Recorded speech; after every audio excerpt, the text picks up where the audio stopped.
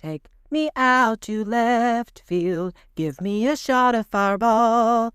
Give me some high fives from Mark Pena and a hug from Jeff Cross as we stand on top of the tables. Hearing the horns, that's a blast. For it's 1, 2, 3 shots from the cannon with the ladies of left field. Hey y'all, it's game time with the ladies of left field. Jordan here with Casey and Katie, as always. Hey y'all. Hey y'all. And we got a whole bunch of fun football news, some other fun non-football news. But to start in the non-football world, Katie, why don't you take it away with your Hot Girl headline? Sure. I'm going to start with the NBA. We've talked about it a little bit, but it's getting heating up in December.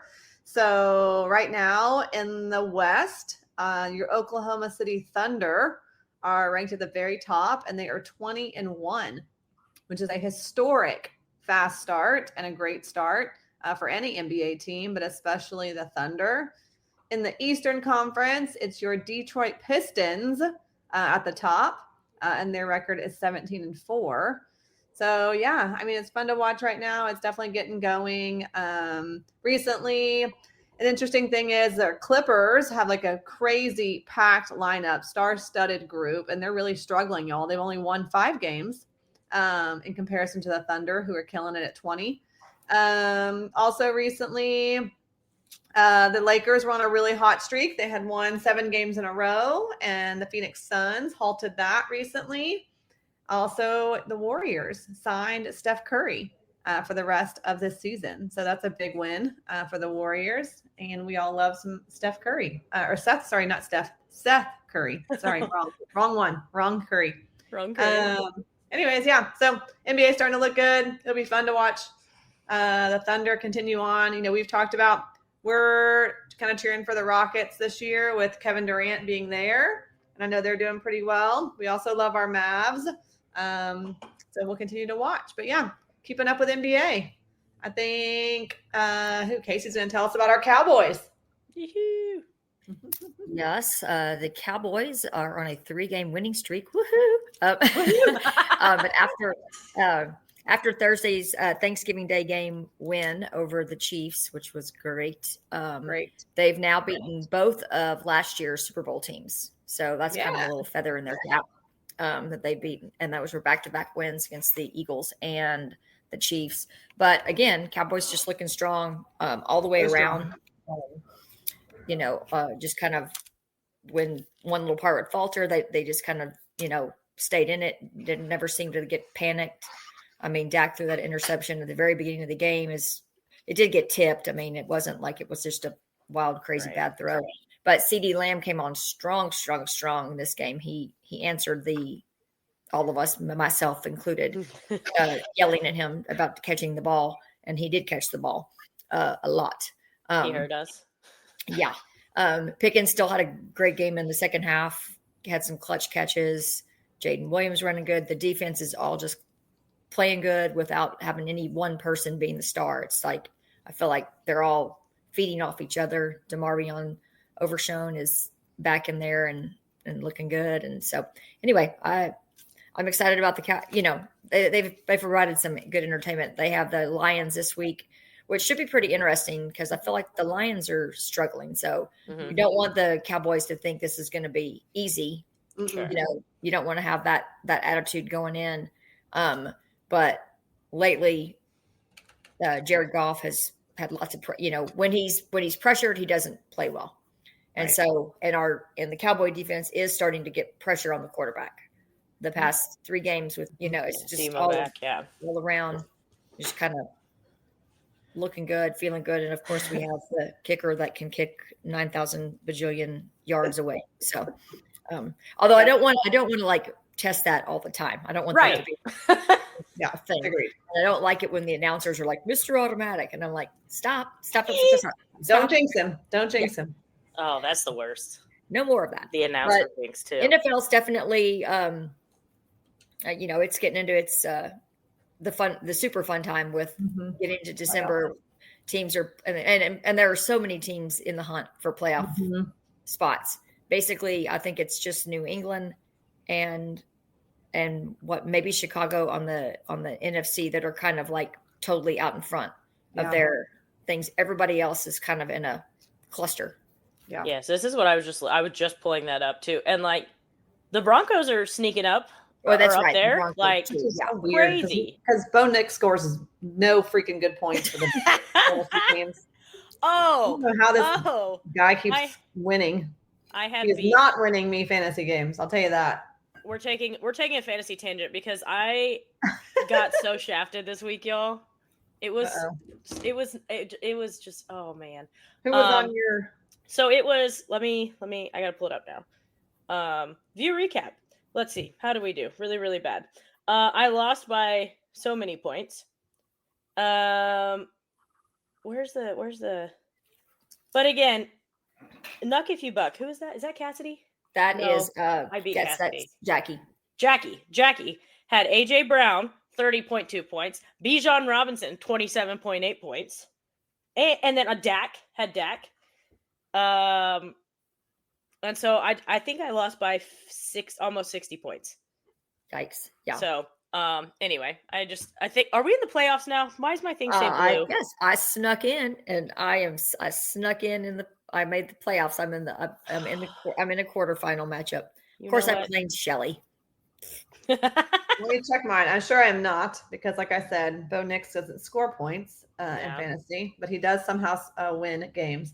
I also was going to say, remember, Case, we were talking about this with your brother at Matt's. It's like that I was looking, and somehow CeeDee Lamb is like known for the past couple of years of not catching balls against Philly specifically. This has been a couple of years in a row that he has like struggled to catch balls against the Eagles. So I'm hoping it was just like, it's like a one game situation and it doesn't come up again, because you already checked it off your list, CD. So we got to play the Eagles later in some playoff game. Then it doesn't happen again. But that was interesting that I saw that get brought up. And I agree. The Cowboys, I do appreciate, I think when you have defenders around you that you can count on, and then you play your position better because you don't feel like you have to overplay your position or like get out of position to cover somebody else. It's like, so I think that's making everybody look so much better. So, and then we can't not talk about Dak Prescott, who is just like killing the game. Yeah. The man is looking amazing. And of course, like also, I mean, just being a good human, you know, so you gotta love that too. Mm-hmm. Yeah. I didn't realize he is behind Drake May. He is the passing leader right now. So good. That's awesome. I mean, Pickens is the receiving leader behind Jackson Smith and Jigba. Oh, well, already there. Yeah. Okie dokie. That's I don't know. I'm in the consolation quarterfinal. Let's just call it the constellation. It sounds more fun that way. We're playing in the stars. F you guys. The stars. The stars against the stars and the stars. No, my team is trash. Yeah, I'm playing Rihanna. Oh. Rihanna, and I still am slated to lose, y'all. I'm still projected to lose. So hey, so am I. But that says because Brock Purdy's not playing, and I haven't put him in my lineup yet. So, great. I actually don't have a backup quarterback. Good times. My backup. I do, but my backup quarterback is Joe Flacco, who is on the bench. Yeah, your boy Joe Burrow is back. We'll see how long he stays back. I love Joe Burrow. I just don't trust him on a fantasy team. You cannot. You cannot. You've tried it before. I've tried it many years, and you just can't do it. Speaking of Joe Burrow, he looks like he's 12 years old. He does. When they were showing him last week, or Friday night, whatever, or Thursday night, whatever, afternoon or evening night after Thanksgiving, have that game on, and they would show him on the sidelines, and I'm like, my gosh, he looks like, and I was like, he's been in the league now for at least 5 years, if not 6. Yeah. Let's see how. And I'm like, he looks like he's 12. I loved all the stuff the post game when he's like, I don't know who made. He's 28, by the way. He's like, I'm not touching that. I don't know who made that turkey. I don't know. I won't be eating that turkey. That is so. After you watch that show, Quarterbacks, that is so Joe Burrow. Like that, I totally know that he would say that after watching him on that show. Oh, what a guy! That's funny. Well, Joe Burrow. Speaking of LSU, my Hog Girl headlines. Perfect. Yeah. We'll speak on it again. I'm still fuming. To be totally honest with you guys, LSU has their new head coach, and it is Lane Kiffin. And I get worked up about Texas. Obviously, you know that. Everyone who listens to this podcast knows that. But I didn't expect to get that worked up about him leaving Ole Miss. But like the way that he just pulled all this BS and then kept poor Marty Smith hostage in the Ole Miss locker room facility. Oh, I know. For 3 days. That man never ate, never saw his family over Thanksgiving. Like, get it together, bro. Yeah. Yeah. Well, in these press conferences too, he's just been like horrible. Like, oh, I called Coach O, talked to Coach O, and then it was like, and then he's like saying that he doesn't even know how much he's making. I'm like, bullshit. Shut up. Yeah. Shut up. And another thing that'll be interesting outside of, I know we talked about this, like obviously him not being, and then him, oh, you know, I wanted to finish out at Ole Miss. Like we could have done something historic, won a championship, but you know, by the way, Ole Miss, if you don't let me, I'm going to take your coaches and your players and you'll have nothing. Good luck with your playoff run. Like that, it just got, it was so icky. The whole thing was icky. Surely no players have left with him. Not yet. Because I mean, they're dumb. Why would you do that? Here's your team. You have a chance to be in the playoff. You're gonna okay. And I keep seeing the argument that that Ole Miss shouldn't be in the playoff because FSU didn't get in the playoff the one year that their quarterback got hurt. And I don't know how people somehow continue to forget that was a 4-team playoff. This is a 12-team playoff. There's so much more room. Different. Yeah. Also, it's your head coach. He's not suiting up. As important as he is, he's not the one under center taking a snap and throwing the football. That's so much different. It's so and I know fans are irrational. I'm certainly irrational on some things. So when I say that, I could see how people who are saying that Ole Miss should. It's mostly Florida State fans. Florida State people saying that Ole Miss shouldn't get in because of that. And I can see if I look at it from a fan perspective, but from just like a football fan perspective, it makes no sense not to put Ole Miss in the playoff. Let them try. And the most beautiful thing would be if they go win it and then Kiffin does not get to celebrate anything except, you know, in his office in Baton Rouge. He doesn't deserve it. He didn't finish. Wow. Yeah. He can go hang out with Mike the Tiger. That's right. Yeah. In his cage. Yeah. Ole Miss promoted their DC Pete Golding to head coach, so that fills the Ole Miss vacancy. Auburn hired Alex Golish from USF, who I didn't know that much about, but I have a friend who had worked a couple USF games, also is a huge Auburn fan. They're pumped about him. Okay. Florida hired John Sumrall. I, again, don't really know much about him, so we'll see how that goes. He's from Tulane, right? Correct. He's the Tulane guy? Correct. Which is interesting because, like, Tulane was in the CFP discussion for a little bit. Arkansas hired Memphis's head coach, Ryan Silverfield, who, again, Memphis was, like, in the discussion a little bit. So the SEC schools are doing their best, I guess. Penn State still does not have a hire because they thought Kalani Sitake from BYU might consider it, and Sitake's been coming out and saying, no, thank you.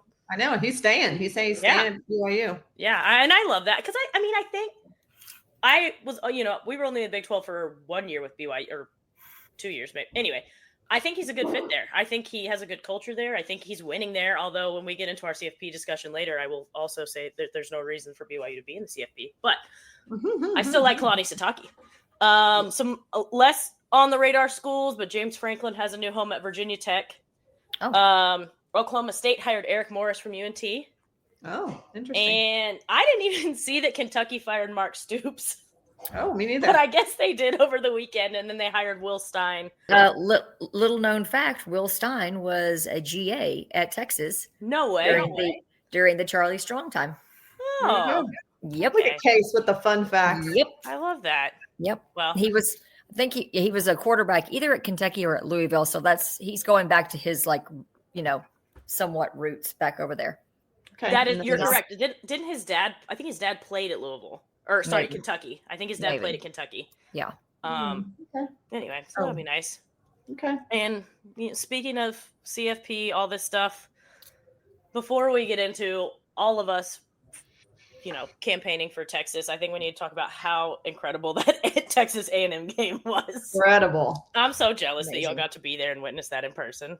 I'll say, I mean, I've been to, I don't even know, hundreds, probably at this point, football games at DKR and then all over the, you know, country in my time. And I will have to say, like, that was a top couple, maybe the top experience in any football stadium ever.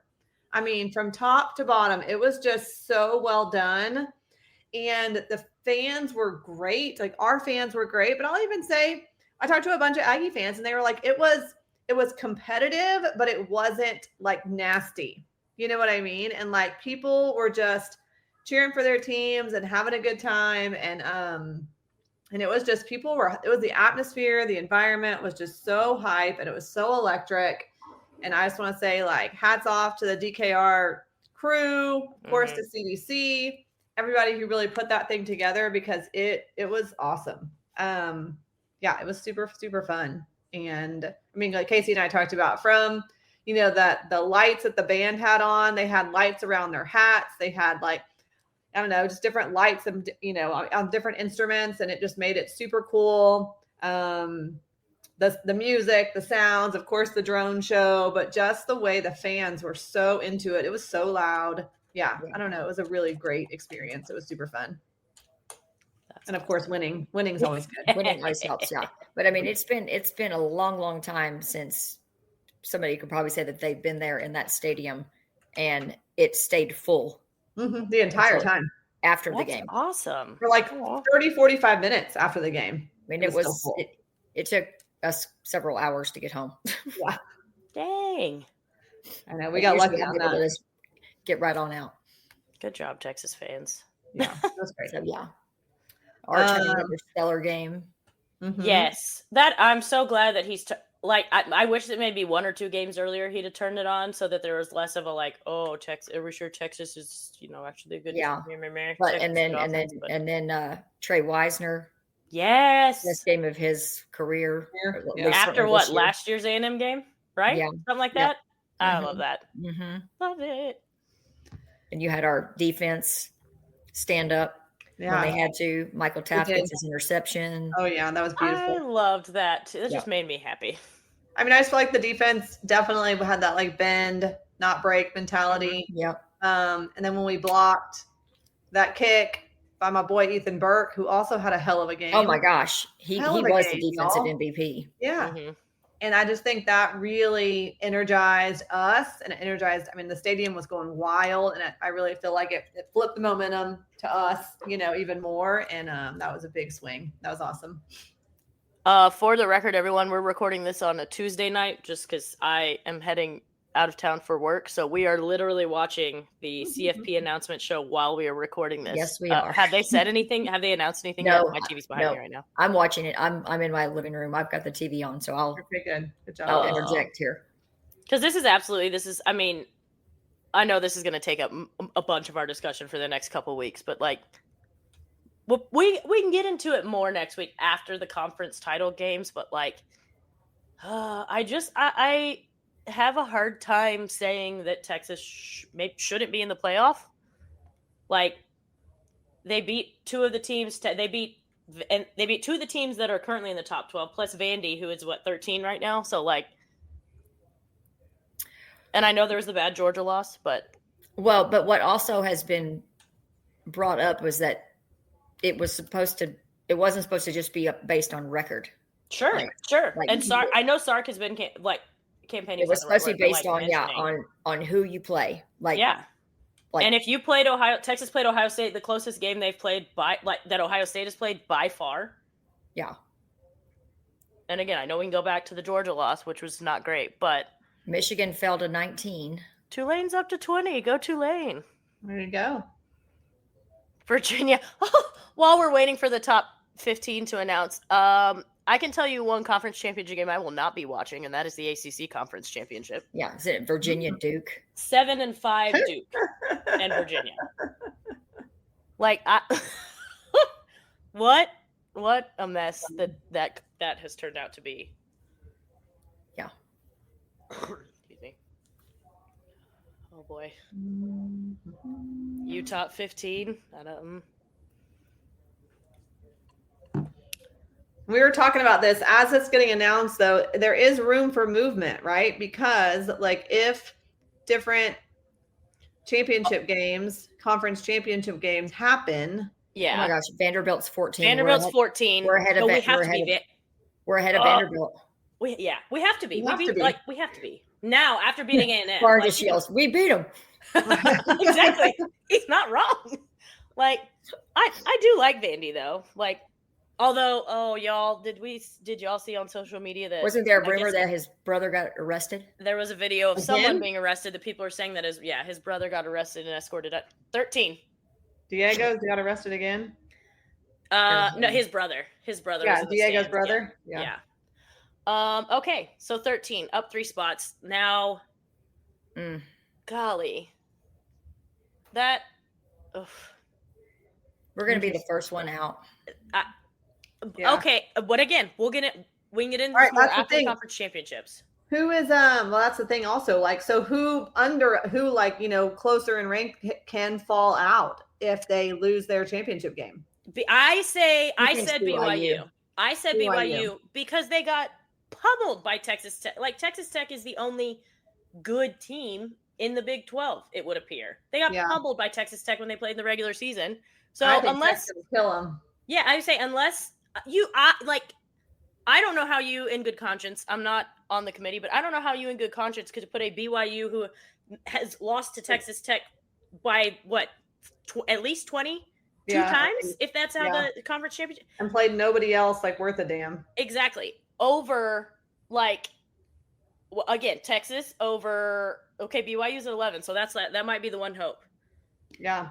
I still, like, Miami, my argument is, like, they Where is Miami? What are they? 12. They, though. Well, I could see that. Are they playing it? No. Are they? No, they're not playing in the conference championship. Yeah. Because That's what the weird- conference are they in? The ACC? ACC, yeah. Because they lost to SMU. If you look at their schedule, they have not played. They played Pitt. They beat them handily. They played Notre Dame. They beat Notre Dame. Yes, because Notre Dame's 2 losses were Miami and Texas A&M.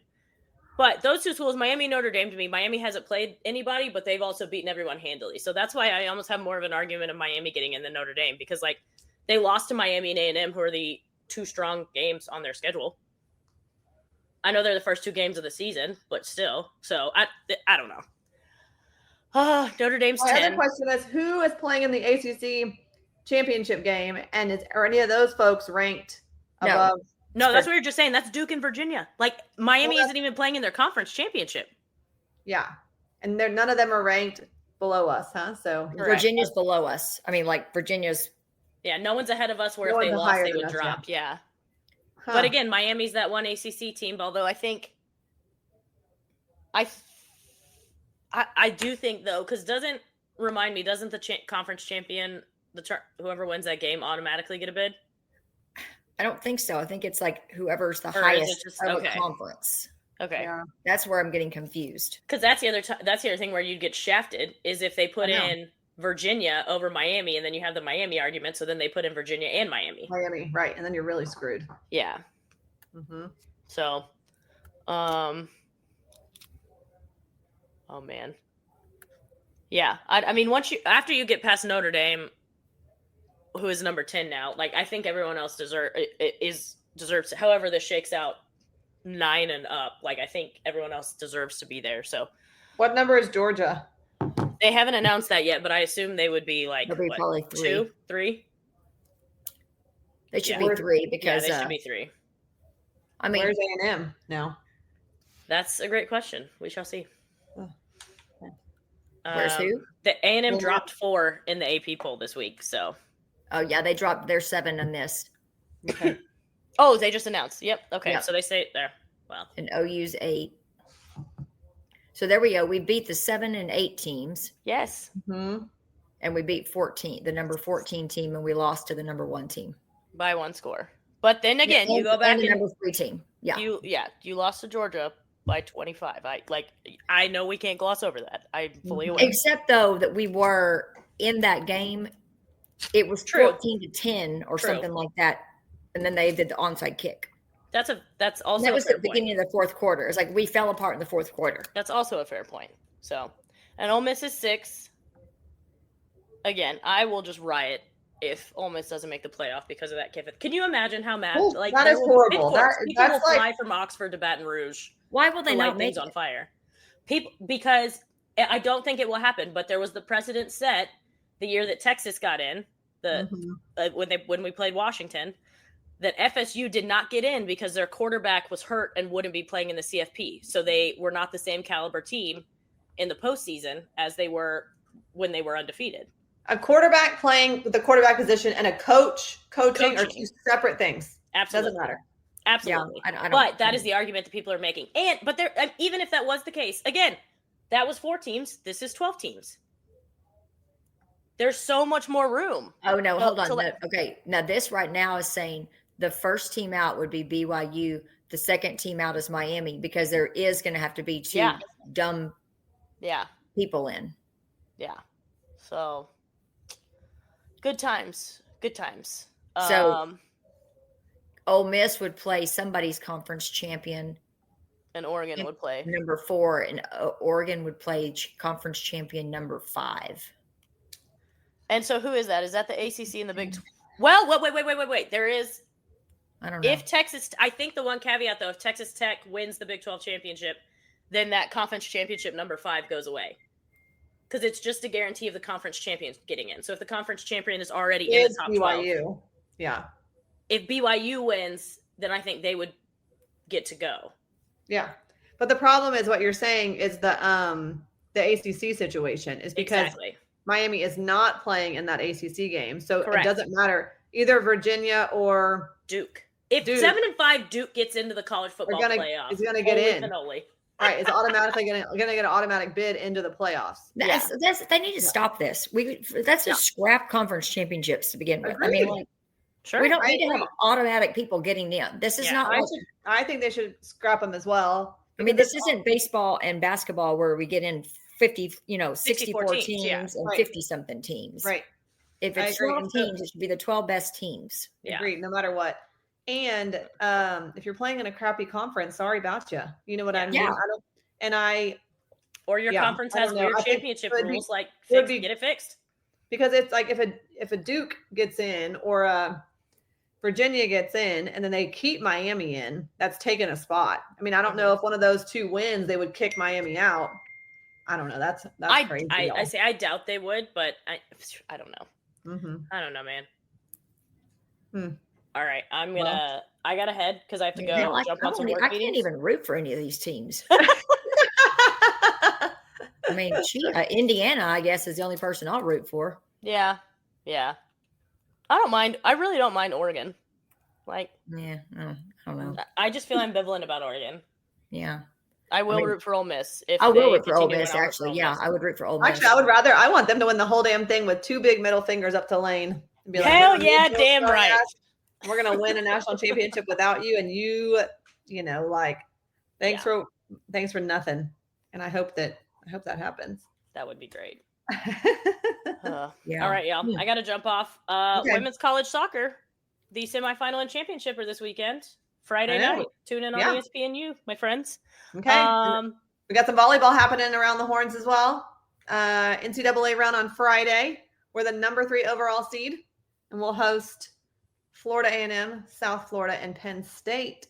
Penn State was the 2024 champion. So we're go Longhorns, man. We love some volleyball. So that's going to be exciting. Yep. And Texas women's basketball is just killing it. They're number 2, beat number 3 and number 2 this past weekend in Las Vegas. Great games. They dominate.